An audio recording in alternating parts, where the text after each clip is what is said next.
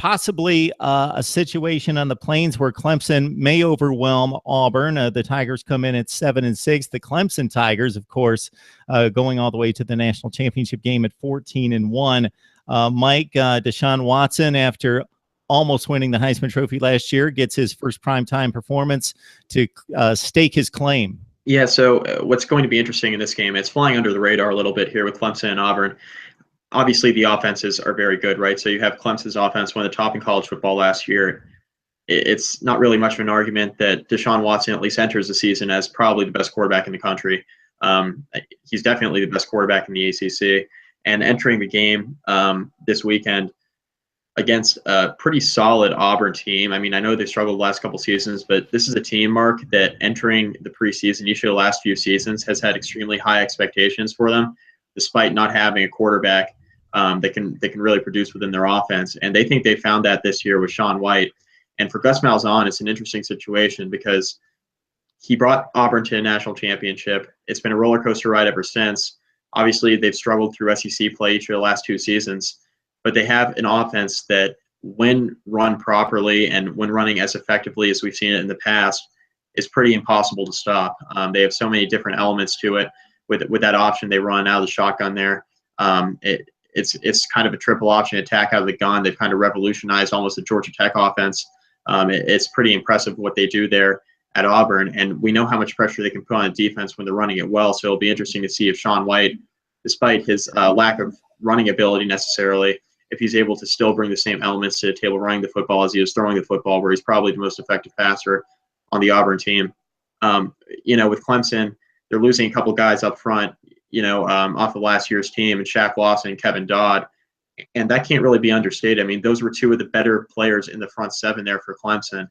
We expect the Tigers to be very good, especially with the guys they've brought in, recruiting-wise, heading into the season. They have a good young group, a bunch of 4 and 5 stars, obviously littering the defense as replacements for those two guys I just alluded to. But Clemson, with the way they've struggled in the past, the way they've appeared to struggle in the past, they generally come back, and on defense they're able to bounce right back. When you think they're down, they come right back at you. And I think with Clemson's unit, especially with the secondary, the veteran leadership they have in the secondary, even though they're losing a guy like Mackenzie Alexander, I really like the Tigers' defense this year more than a lot of people do, even though they're so young. I mean, they were young last season and didn't really stop them. So one of the elements to watching this game is how Auburn's going to be able to cope with a young Clemson defense. Is Clemson's young defense ready for the challenge that Auburn can put on you with that option attack?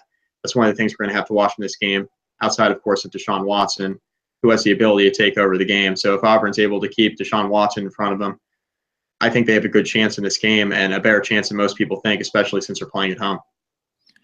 This is what most people would consider to be a make or break season for Gus Malzahn. So you allude to the roller coaster ride. It's one of the more strange plights in college football in recent memory.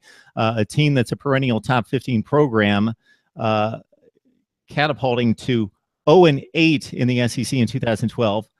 Gene Chizik fired, and we talked about him going to North Carolina eventually. Gus Malzahn comes in, leads them to the national championship team. From 0-8 to the BCS championship game is unprecedented, but they've taken a bit of a free fall and stepped back to 8 wins, then 7 wins last season. This was the number 1 rushing attack in the SEC, Malzahn's first 2 seasons. Last year, they were in the middle of the pack in the SEC in rushing, but if you really grind it down in terms of effectiveness, 10th in the league in yards per carry. So they've lost their swagger in the rushing attack. Gus Malzahn talked during SEC Media Days about being less CEO, getting his first huge coaching job. He thought he had to be strictly CEO, and that he's a football coach. He needs to be more into the specifics and details of the offense to get it back to where it was. So he's going to do more coaching. It's going to be interesting, based on your analysis, Mike, that they choose a pocket passer and Shaun White to be the starting quarterback. So he obviously just flat out won the job over the Florida State transfer, Jonathan Franklin, and the guy that we were hyping, or a lot of people were at this time last year for the Heisman Trophy, Jeremy Johnson, who fizzled and busted and lost his job. Shaun White's a pocket passer. He throws it downfield.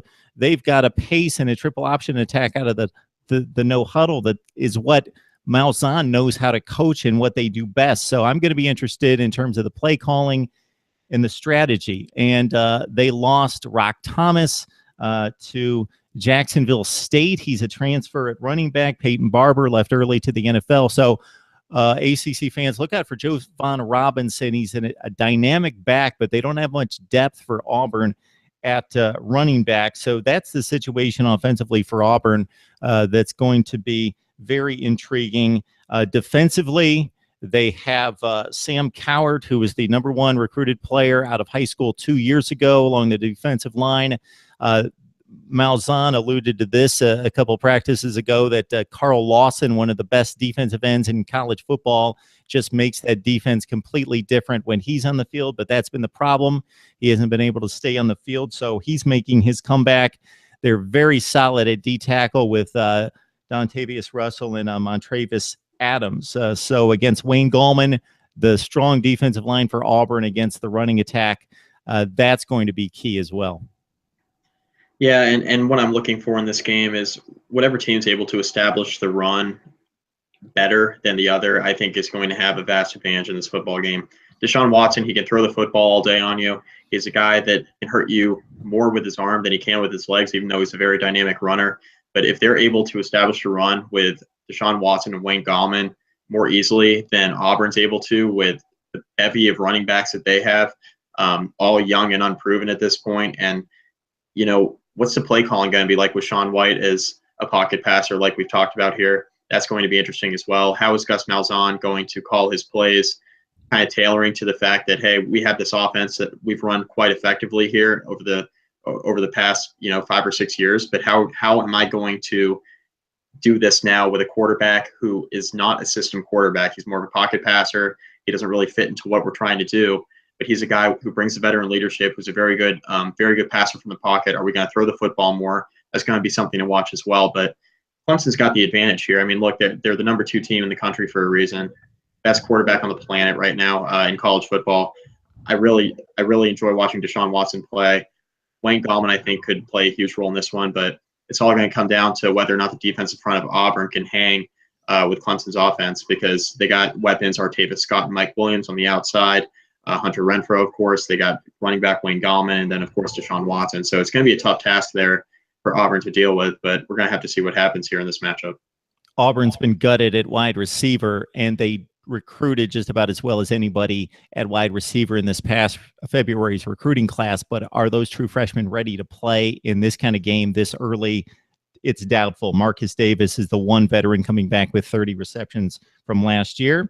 And a late note here, and I think we're all ready for the offseason to be over, because the kids getting in trouble and getting hurt during summer camp and so forth is almost at an end. They seem to not get in trouble so much once we hit the season. But safety Stephen Roberts, a key player on special teams, one of the better ones for the Auburn Tigers, and also a key matchup guy against 4 and 5 wides, was arrested a day ago, possession of a gun without a permit. So it's Auburn, it's Clemson, 9 o'clock from the Plains on Saturday night.